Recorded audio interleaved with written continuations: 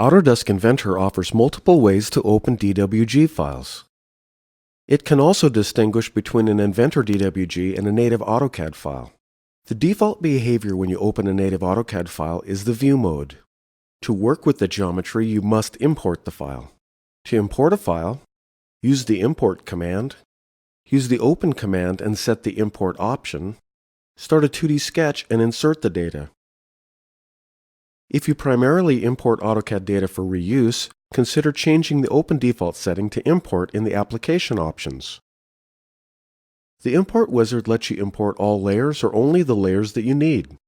Notice you can set the background color and use View commands in this panel. You can also set the 2D and 3D import options.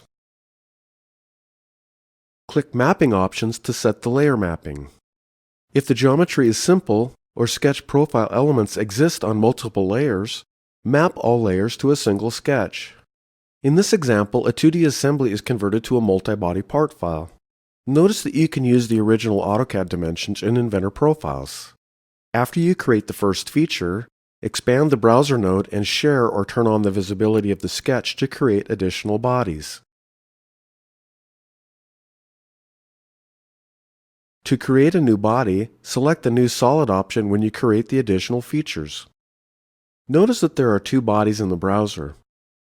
If you're using a full version of Inventor, you can export the bodies to an assembly. In this example, the bodies are exported to a weldment assembly to add the physical welds. Notice that you can name the part files before you export.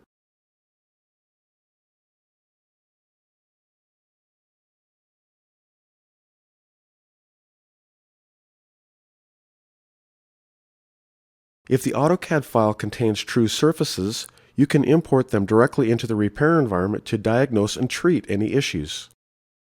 In this example, the Find Errors and Heal commands are used prior to joining the surfaces to form a solid.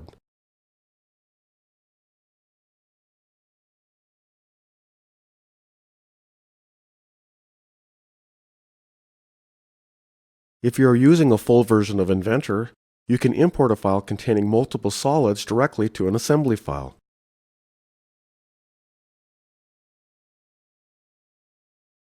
Refer to the part, assembly, and drawing videos for additional information.